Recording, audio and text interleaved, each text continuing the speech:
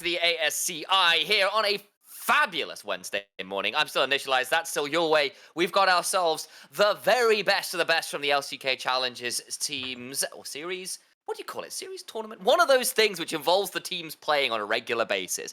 But it's DK versus KT, the Challengers rosters here who were absolutely killer over in their regular seasons and beyond. And as it stands, it's a little bit of vengeance for DK in Game 1. They managed to get a Game 1 victory, and honestly, all the way for all, the gold was kind of close. Everything else was just not.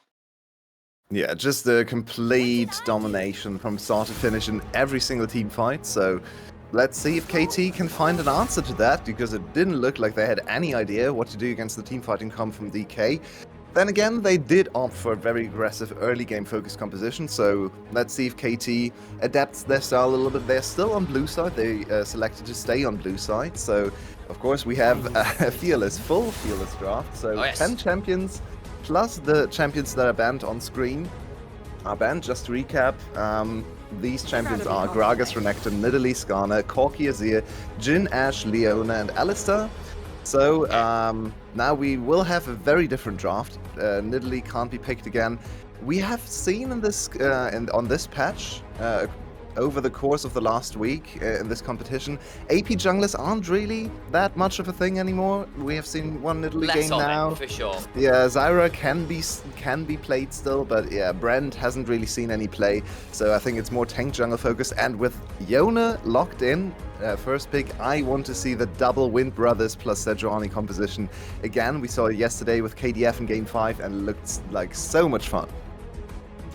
Yeah, I think that's very fair. And the other thing is, Yone right now, anyone who's watching the Invitational, or not the Invitationals, the in-houses, anyone who's watching a lot of this will understand. I'll give you a moment. It's the bullet time combo with the Lilia. That combo is busted. You're a big Lilia enjoyer. And literally the moment you say we're not seeing any AP junglers, I've seen a Lilia locked, and that might be a Brad too, which is a fabulous caster curse, my friend. Yeah, love to see that. Maybe it was just a meta read of T1 and KDF. Maybe it's not actually the whole tournament. And I am a big fan of AP junglers. I was always a big proponent of Zyra jungle. I know there was one instance when Carrix went to cast alongside your brother for the, I think it was LPL challenge, LDL or something. He came in and filled in for me because I wasn't around. I remember him coming in.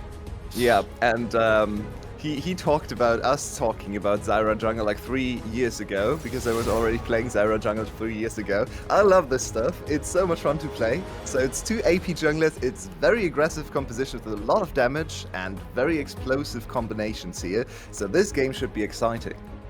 Well, we'll also note, I don't know whether we'll necessarily see it, but Varus has been seen to flex around a little bit. You can do a lock-it first build in the top lane into Nash's and go kind of this weird tanky on-hit, tanky AP variant from the top lane. So there is still a world where things get flexed around. Yone as well, we do know if you're a player like Zeus, you could definitely draft that Yone in towards that top lane. So keep an eye out on where those champions do end up going. We're through into the second phase of bans, and with already things like the Leona and the Alistar off the table, losing the Nautilus and the Rel, that's all 4 of those really big, hyper-engaged supports kind of down. They feel like they can instead turn towards things like the Jax and get rid of some of those other opportunities. Yeah, there's so much happening already between these 6 champions that I picked. So many combinations, so many interesting little combos, and so much damage. So I think the last 4 champions on these drafts are gonna be a little bit less exciting, a little bit more stability, a little bit of tankiness probably still needed. 2 of the main tank supports are gone, and Nautilus is banned as well. So Rel is gonna be on a premium here. She's banned though, so Rel and Nautilus are both banned too. So tank supports, there's Braum left. Otherwise, there aren't that many tank supports left to pick, especially. Easily, no. Yeah. So Poppy support could come in, could also be top lane still. You never know. True.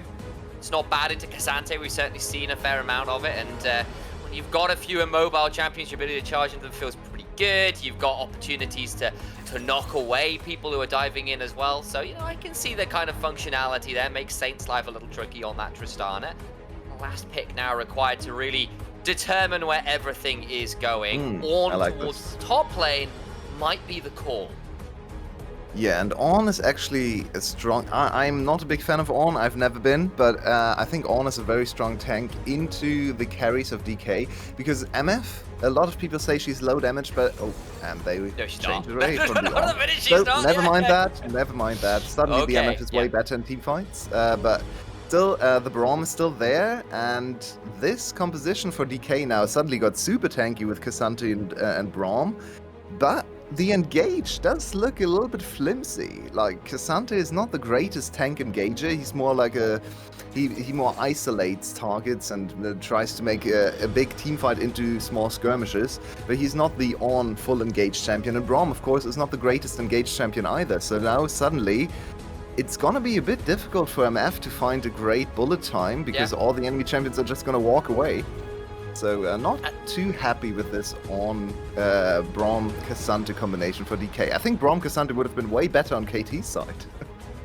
Yeah, I think he might have a point. Of course, casting goes back towards his Gnar. It's something he's put a lot of time into across the summer. You know, he played it. He played the one game in playoffs, yes, but look back towards the regular season. It was by far his most comfortable champion. Hell, remember there's a guy who even got a shot up at the LCK main team for a couple games this split as well. Not to unfortunately as much success as I think he was hoping for, but this is a guy who really is like on that precipice of making that next step up. When you add in the Yone, when you add in everything else, you've certainly got that ability to play towards those side lanes, particularly in a potentially quite scary way here, and try and bring things back a little bit after that initial game one ignominy. And I think I've heard the name Hype from the LCK as well, right? He's played some LCK games, if I'm not completely off. I'll check for you if you want. He's not listed on the LCK rosters for the split, so maybe not. I thought I heard Hype before, so maybe I'm mistaken there. But yeah, overall these teams are very, very strong.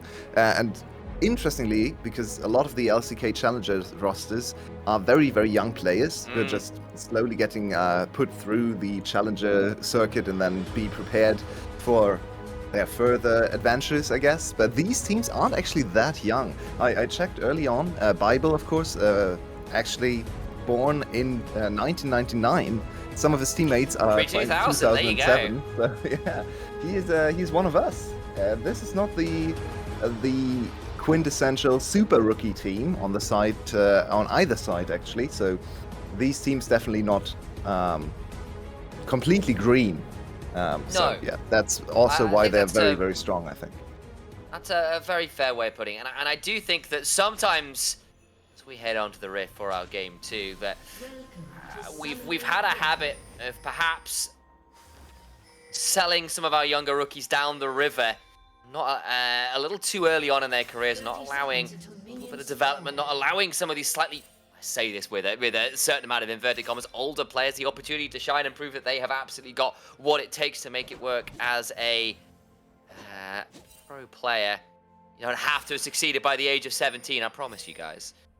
And see whether some of these players have that opportunity here, as they have been really exceptional over in the Challengers League. I'm sure anybody who's been following any of the LCK casting teams co-streams can tell you all about it. They've been religiously covering the whole thing. Of course, Chronicler out there, shout out to him as well. How many years has he been covering these players and teams at this point? He has been such a proponent, and I'm sure he'll be very, very smug to see all of his teams here at the later stages of playoffs. Yeah, I mean, if this is foreshadowing for Worlds, all the LCK fans are gonna be very, very hyped for this year's Worlds. There are some cool teams going, yeah. In recent years, it's LCK's tournament. Usually summer, LCK, and spring is more LPL focused, so I think maybe it shows in Challengers as well. But now we're on the Rift, and do we have any interesting choices in terms of lane assignments? Nope, it's just a standard 2v2 in the bot lane. So, so far, I mean, we don't actually know what happened in Game 1. We thought it was probably a lane swap early on because of the CS numbers. Yeah, but we're not quite sure. So, this game is standard. This game is just 1v1 and 2v2s all across the board. We had a little bit of a jungle split with Lilia starting in the bot side for Brand. So this Lilia could accelerate quite far ahead if she's able to secure her own jungle. Now, what in the world did she just do? Okay. Well, she's going to cross map and go to her own Raptors, basically, and that basically means that Brand is unlikely to be able to come in contest. That should just be 2 camps for free, and Humbak is just going to have to deal with the fact that he's down a number of key camps. Yeah, I was just a little disgusted that he thought he could reach the rates over the wall. Oh, that well. As a Lilia player, that triggered me a bit, but okay, here's Humbak. Okay. He's level 3 actually, because he finised his whole quadrant. So while Shriven, he is level 3 as well. Oh, this is dangerous for Brent. Actually, this is very dangerous. Yeah. Now we're going to see the Conqueror begin to get stacked potentially. Casting managed to go beyond the turret. So the flash is down, but reminder, Charvel did use the smite to secure the big Krug, means that if they wanted to, they could actually come and fight over this red buff with that smite not being available. And Charvel, now in a dangerous position, gets a bit of a speed boost from using the Q on that Ramble back. I actually think they had a kill on casting there, to be honest. Casting was Meninar running level 3 into a red buff Lilia. I think he was dead. Scary, if they turn on him, they can probably chase him down pretty easily because he has nowhere to go. His brand can't really help him. A little bit defensive there. I guess Siwo really called for a CS. He didn't want to help the Lilia, so he really just wanted to CS the whole wave, which is understandable. So in the end, they missed out on a potential kill there. Yeah. Still, now, the Lilia did secure the whole quadrant in the top side. If she's able to secure blue buff too, that's a huge advantage early on in the game. Yeah, still got that smite coming up here. Will likely come on down. But we'll say that what has happened, though, is Humbak has said, look, I can't fight in the enemy jungle, so what I'll do is I'll just head towards these scuttle crabs instead. Yep. And so might get double scuttle and the respawn of these raptors, so might end up being in an okay position, partly because they did delay Charvel's ability to get towards the bot lane off the clear. Yeah, this is one of the interesting little features in the jungle. When you try to deny the enemy jungler, there's so much you have to do on the map, and Lilia, actually the new Lilia, isn't the fastest jungler, especially on the first clear. I mean, she's fast in terms of running, but her clear isn't actually that fast. So now she's going to lose both Scuttle Crabs. So in the end, yeah, as you said, it's probably a pretty even trade. Though, yeah, Hamburg just hit level 4. So in the end, both junglers kind of okay. And modern junglers don't really rely on the buffs either. So losing the red buff as Brand, it doesn't really matter all that much. No, I will say that Scuttle Crab's value has been seriously nerfed over the years. This is not the eras of Blabber, face planting into Steel's Udyr back in the day to seriously int for crabs. Could still maybe look to do something like this with Wei, who is deciding to play pseudo jungler here on the spot. We see a fair amount of that. Good reset, gets a bit of a chunk onto the Tristana, and Wei will just back away, his job somewhat done. Yeah, I think he could have flashed on top of Tristana there to force the counter flash, because her W denies Tristana jump. He tried to get on top of the Tristana without, but yeah, I think the flash could have been a cool little play, but of course Wei also didn't want to invest these summoners so early, so we're back to just pretty even lanes. It seems like Yona has gotten out of this laning phase early on into the Tristana really, really decently. 10 CS up, already finished his boots, so he's chilling in mid lane into one of the strongest early game laners in the Tristana, so great job by Zinni. And again, Zinni, a player who is, stranger to the Yone, and KT was one of the very best they had to work with in challenges, is in a scary spot there with that bomb on top, but is, as you said, with the boots, with the pot, the door and shield, kind of in an okay position here, frankly. Yeah, freaking caster curses, man. Every time I speak, something the opposite happens. It's great. You can't really make it up, can you? It's just the way of it sometimes. Of course, Yone was his second most played champion back in the regular season, played a fair amount of playoffs. No stranger to this champion is what we're getting at, guys. So what actually happened on the map here is quite interesting. This is something... Oh, never mind. Hype gets stunned. Oh, the cleanse too early. He should the exhaust afterwards, and I think he's going to be in a scary spot. Remember, he was cleansing too early in the last game, too. Got himself in trouble on the Ashe with that, so it's a little bit fried there. Stays alive nonetheless, but will be down both summoners, and at the cost of just an exhaust on Bible, DK very pleased with that one. Yeah, and this was huge for DK, because they got the topside objective for free So usually you trade this for the dragon. Very easy trade. It happens almost every game right now in League. One side goes for the first grab spawn, the other side goes for the dragon. But in this case, KT didn't actually set up the dragon quickly enough, so they couldn't go for the dragon in response, and they couldn't even start the dragon early. So DK is getting away with both objectives in the early game. That's huge. That doesn't happen in a lot of games. And yeah, this bot lane play was crucial because it forced the reset out of KT. And DK is gonna secure the first dragon and the first spawn of the grubs. I'll need to see what Hambach can do, of course. Had a bit of has had to play a bit of triage, is the way I want to put it. And in the fact that obviously jungle had camp stolen away, went to invade, had to kind of decide to think on the feet, go towards the double scuttles instead, but has not had the easiest start to a game ever. And yes, on the brand, something very comfortable on as well, much like we've talked about Zinni on that Yone, but is in this kind of position now where hasn't been able to accelerate on the brand, hasn't really made that much happen. Yeah, of course, it's a brand. You've got level 6 now, so things can start to happen from here, but this is the player who is the MVP, who has been a huge part of KT's success as a challenge organization, and I feel like DK have put a fair amount of effort into ensuring he doesn't get to play the game the way he wants to. Yeah, and just, I mean, I have to admit, I didn't watch any of the LCK challenges or playoffs games, but he already didn't secure as many MVP points in the playoffs, so just from looking at stats, maybe he already was on a little bit of a struggle path there, securing the title in the LCK challenges, of course, so not sure about that, but he looked, just looking at the stats, his regular season looked more dominant than the playoffs. So, not sure, but so far, definitely Shravel with the stronger performance today. Out-jungling in the first game on the Skarner, beautiful performance there, especially in team fights, but also making plays across the map. And now the Lilia early game looks strong once again. Come back. Sticking around this mid lane briefly. Too much to be found is just seeing whether anybody else turns up. And the game as it stands, very chill so far. No one has died. We've seen some interesting jungle invades, but that's really all there is to write home about right now.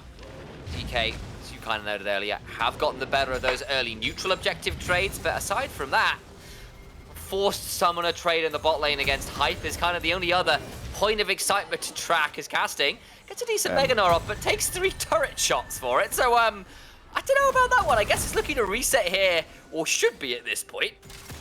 Yeah, he wanted to reset anyway. Almost got close to getting caught there by the very fast MF. A little bit of a lane swap happening because, of course, the second grub spawn is upon us. And if DK is able to secure 6 grubs plus the first dragon, that would be the first significant advantage in the game. So let's see if they can put all their members onto the top side. Looks like Saint wants to reset before he wants to fight there as well. Yep, there's the reset coming in. Cassandra goes into the bot lane. He doesn't have his TP, so DK is not committing 5 members, which is a little surprising to me. Oh, no. Now he changed his path. The call came from his team. We want these grubs. So it's going to be a 5-on-5 skirmish in the top side. Looking like it. We've seen enough of those backs come on through. Both teams ready and willing to fight. The gold is even as you like. 100 gold if that will separate them. And grub started off right now by KT. Looks like DK still thinking about this. No, they just waited for Tristana. And they're gonna lose at least 1 grub to this slightly delayed respawn from Saint. But Saint is on the warpath. I was looking for something, can't quite find it. And DK, they've got a great counter-engage comp, but their ability to start them off themselves, not as easy as they'd like. Into the backline goes Zinni. Pulls back out again, is exhausted. Siwu with the Pyroclasm floating across him alongside the brand passive, puts the whole of DK desperately low, flashing on forward for the C. The bullet time afterwards means Hambach dragged out as all out comes on through first one towards the Cassandra, but is dragged away in turn of it as casting gets 2 on the other side. The wallop brings him down. Zinni unbinds his soul, Bible so low, and a gift that is unwrapped gratefully. Santa Braum will be putting that particular Yone onto the naughty list, you have no doubt about it. Yet another game might be decided on second grub spawn. We had so many yesterday. Just both teams are so willing to fight for these objectives, and DK just slightly miscalculating their engage there. Last game they looked so dominant on the team fights, but this time KT gets the better of them, and hugely due to Casting's heroics there on the other side of the map. I think he buffered one of his abilities when he was already getting stunned and got another kill with the W. Let's see if we get the replay to examine that again, but that's a huge win for KT. They have finally arrived today in this series after losing basically everything for 40 minutes straight, and now they secure their first big advantage of the series. So, we find ourselves in a position where they've got the gold lead, they've stopped the grub stacking, and kills onto some key members, put them in a great spot. 3 seconds till the dragon, and now might be able to undo all of DK's earlier hard work, and a teleport on Siwu, but don't know how willing they'll be to come and fight this. This looks like KT's map now. Way stronger position. They get first priority on the bot side river, so easy second dragon secured for KT. They've equalized all the objectives and they're far ahead in terms of kills, so this looks like their mid game to dominate.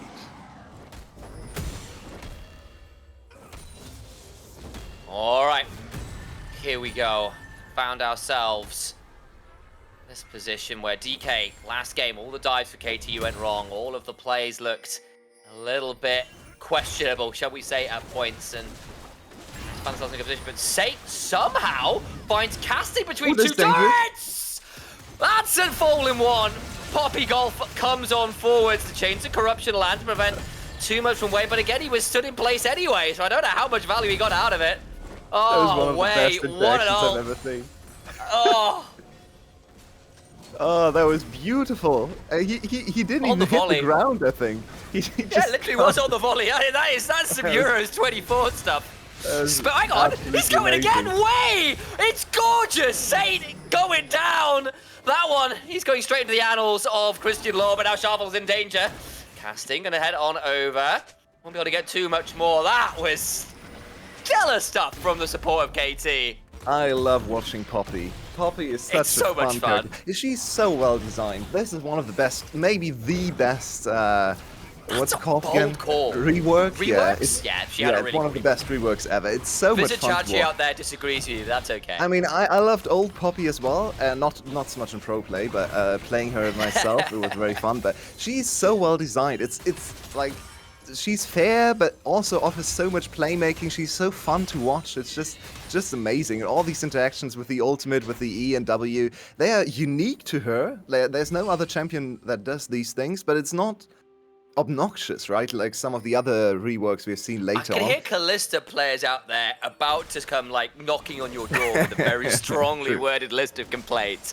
And you know, and I see the point. Like Poppy has got very clear strengths that she has and very clear weaknesses too, right? She's not that tanky for a tank, for one. And you don't necessarily scale that well, but your ability to mess with people who would normally be really mobile, your ability to find these really cool combos, these really cool engage patterns is really awesome. And people like watching Peanut, for example, play this champion is always such a dream come true. Watching him knock out T1, for example, from the LCK playoffs on that champion, doing absolute magic on it, makes a load of sense. And to bring it more towards this game, Wait from the support role finds that incredible volley away on Saint, finds that awesome interrupt just a few moments later on that tier 1. It's so cool to watch, however annoying it might be to receive on the other end. Yeah, we've actually seen quite a few Poppies in this tournament already, just playing very aggressively. With especially early game ganks. We had an opportunity early in this game too, but the Poppy didn't quite commit, but now she's finally here making the plays happen, and KT, they walk away from the early game with a 5-1 kill advantage, 2k gold lead, and this is only going to extend itself now with the Herald hitting tower number 1 in the top lane.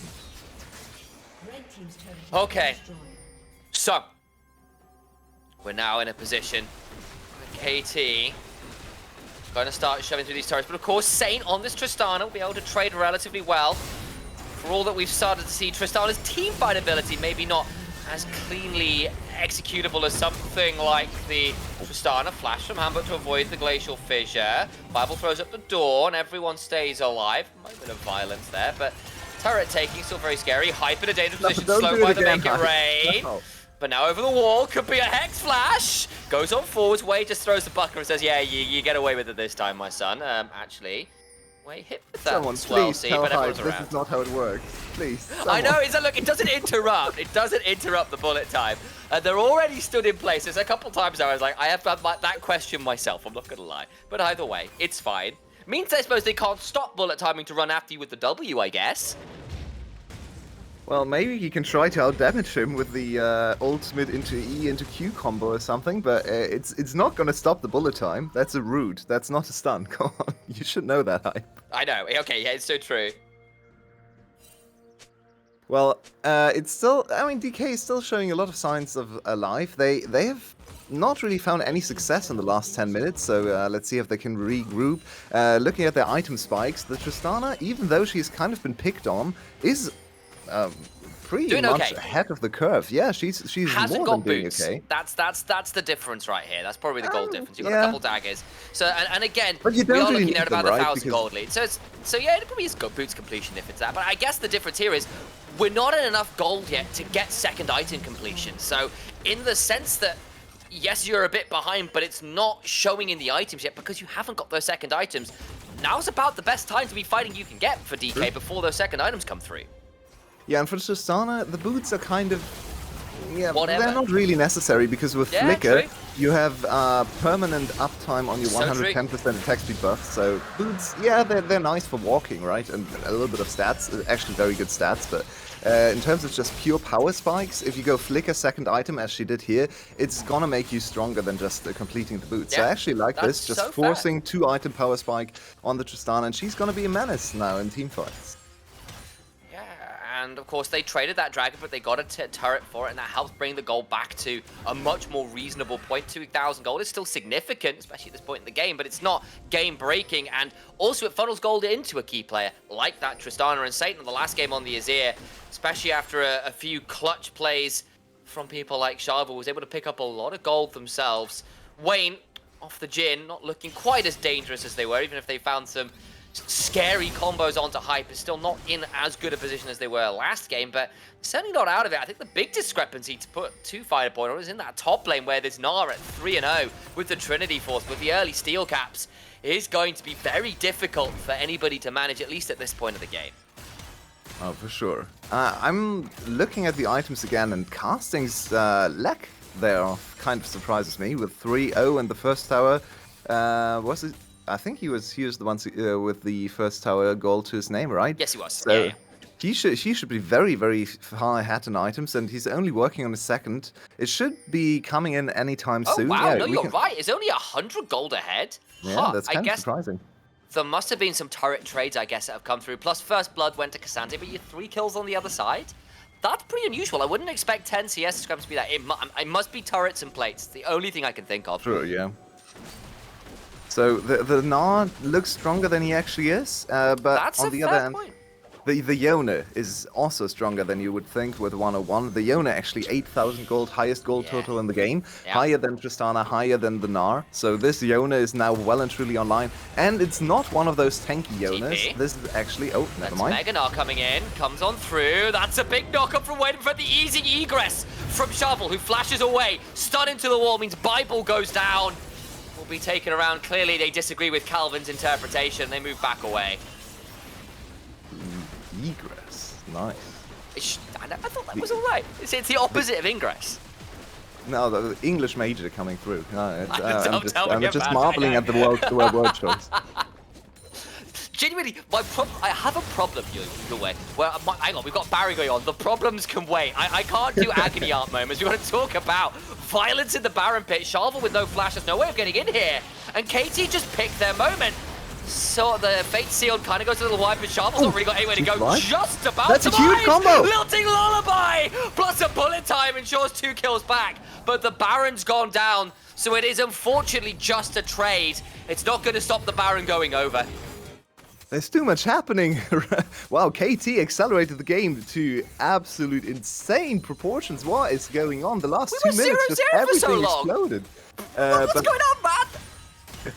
Everything just exploded out of nowhere, but what a beautiful combo from Charvel and Wayne to at least salvage a little bit of the play. They will be able to hopefully pick up the second item for Wayne and bring themselves to a position where they can stand up to the enemy team using the Baron buff to advance the game state, but still, KT just putting everything on the accelerator and just instantly blowing the game wide open.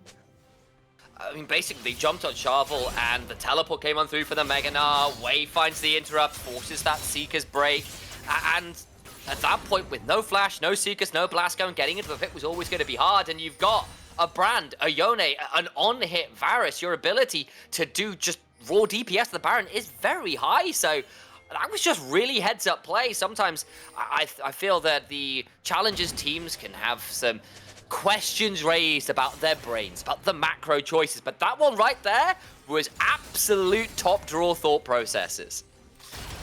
Yeah, this does look like a high quality game, and just in terms of the pace at which it's played.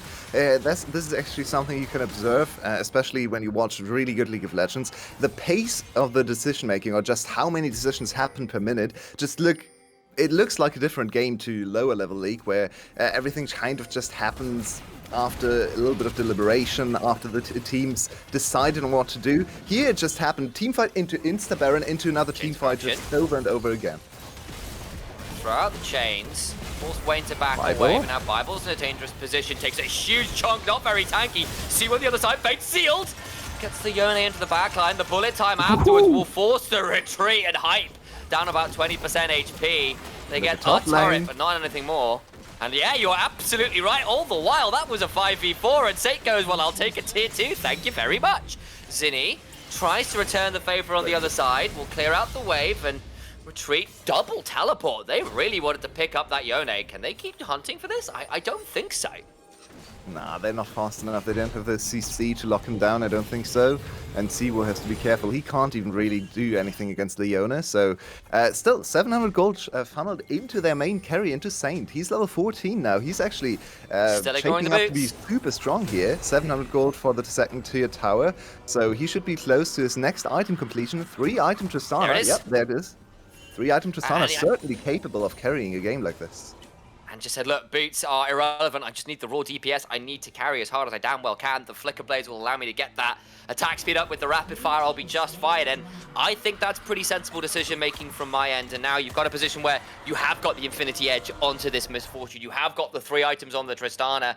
The Lilia is perhaps the one point of concern in that she doesn't have that Zhonya's active, and that's such a big deal for her. But you've got yourself the NLR. You're not that far off it. And if you can buy enough camps, you should have time, 4 minutes really before the soul fight comes through, and you really are going to have to start contesting, but you have got time to get that item done. They are trying to catch the Yone. He has to snap back. They spotted him, yeah.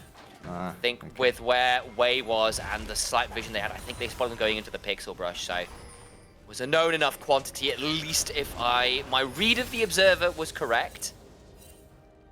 So there's one little interesting detail there. If you look at Tristana's items, these items are very geared towards side laning and 1v1ing. Because you have armor boots, which is not something you usually see on the Tristana, to make her a little bit tankier, to maybe survive 1 or 2 more auto attacks from the Yone. She also has heal reduction, which of course helps against the Yone's sustain, and she has a blade, which is a standard item nowadays on Tristana, but makes her even stronger in terms of 1v1ing. So I think this Tristana actually wants to just sit in the side lane, apply pressure, and if she ever gets some alone time with some towers, she's gonna tear them down instantly. I think I'll also say that it's just good, very heads up, because Mortal Reminder is just way better than Lord Dominic's regards right now. All of my high elo friends, a lot of my analysts are going, look, just do not build Lord Dominic's. It sucks. Just don't touch that item. Build Mortal Reminder every time you can. So I'm glad that people are paying attention to that. See the MF doing something very similar here. The tier 2 falls up here for Zinni. And now actually a very dangerous position for Siwu, who gets to back away the Glacial Fissure.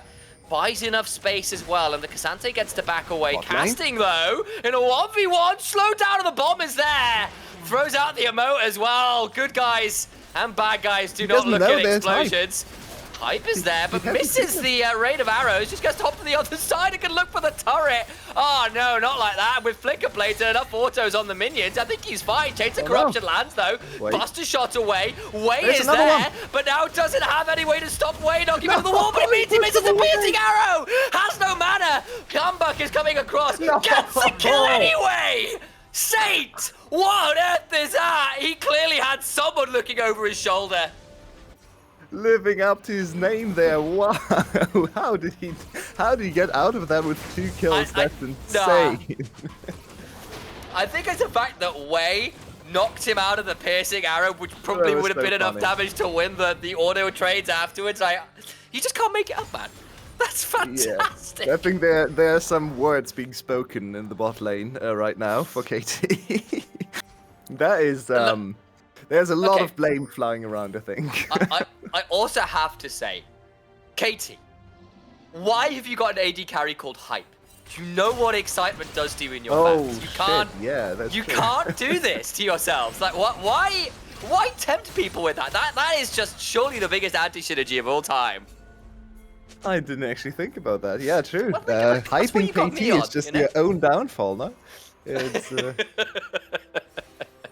But yeah, Saint actually putting his team on his back and maybe able to find a way back into this game. They're still in a really bad position because the Dragon Soul is spawning in 1.5 minutes. Yep. And Saint doesn't really want a team fight. He really wants to just side lane at 1v1 because he's super strong in that regard. But the rest of his team has actually caught up in terms of items and can teamfight now. We have 2 items on Lilia, we have 3 items finished on Vayne, and if she gets another strong combo with the ultimate, that thing is gonna deal like 6, maybe 5,000 damage. So it'd be huge, Hype should really not stand there and take the abuse again, because otherwise he's gonna die very quickly. That the Hype will die very quickly, which I suppose is on brand at points, and I feel really maybe cool that's actually about good for saying KT. that. No, I know. Oh, but surely not again, you say. As I'll also note, Zinni has got 3 items on the Yone, and that means Infinity Edge will lead to a very, very dead Lilia.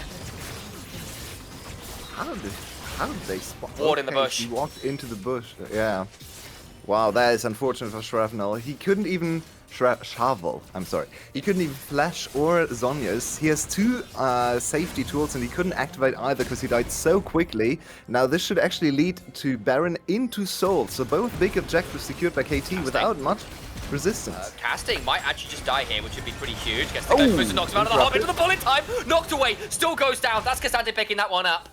Problem is they're still down their jungler and they use some big tools to make that happen. Bullet time and Glacial Fissure. They have to fight. This is Soul, they can't give up Soul and Baron. I think they have to go for this one. It's gone! There goes the Keeper's verdict. They'll go forward. Soul secured. They could try trading out. Zinni's very low, but with the Ocean Soul actually start to tick right back up again. And yes, they got the pick, but this late in the game, Dragon just disappears. Yeah, to be honest, the Soul is kind of useless because everyone has heal reduction anyway, so maybe giving up the Soul wasn't actually that big of a deal. Now they can try to play for the next Dragon Spawn, maybe get one big combo because their Wombo combo Dream composition is still alive. We saw it once already in this game, so it's always possible to just hit the 5-man Lilting Lullaby into bullet time. So maybe this is actually advantageous for DK. They get to reset the map. The enemy team spent some Baron time to take the Dragon, which is kind of worthless. So now you can maybe just wait out the Baron, get some more items and fight for the Elder Dragon.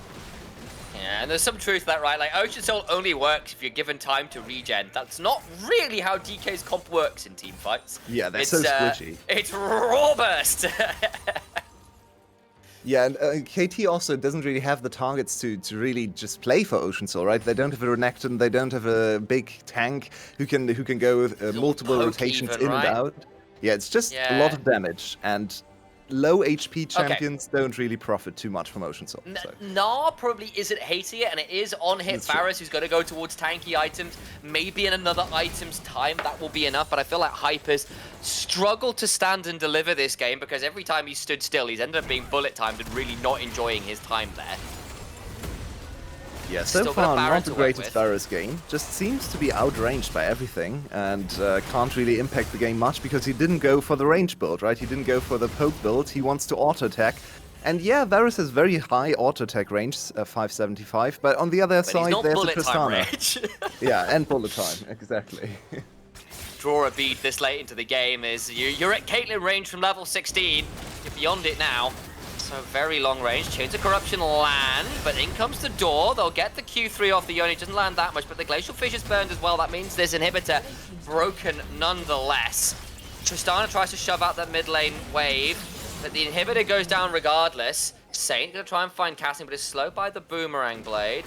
Could go for the kill here. Sorry, they got that one. Casting in danger. Gonna try and get something, knock away. What? I'm not quite sure what that interaction was, but either way, be out of there. I'm assuming Siwoo's in a dangerous position as Wayne got chugged out, had to throw out the barrier. I'm assuming that we saw Zinni's still got ultimate. Casting's in danger. Gonna try and play this one out. They find something. All out goes Siwoo. Satan is here. Casting goes down towards Mini. Will get a chance to regen. They've got the blast cones to get over the wall and a way to save Hamburg coming for a flank. But now actually, that Brand's in a dangerous position. Throws out the Pillar of Flame. Siwoo with a Pyroclasm burning. Saint is going to go down himself. Bullet time is monstrous, but has to flash away from the Fate Seal. Knockdown. Lilia gets that one. It's a 1-for-1 right now, but Way and Casting coming on forward. Charbel flashes over, tries to get a hand back, gets a slow, cannot land anything more as a heroic charge into the red buff wall ensures Casting gets that kill. 3-4-1. KT scrap their way to what will look like a Game 2 victory.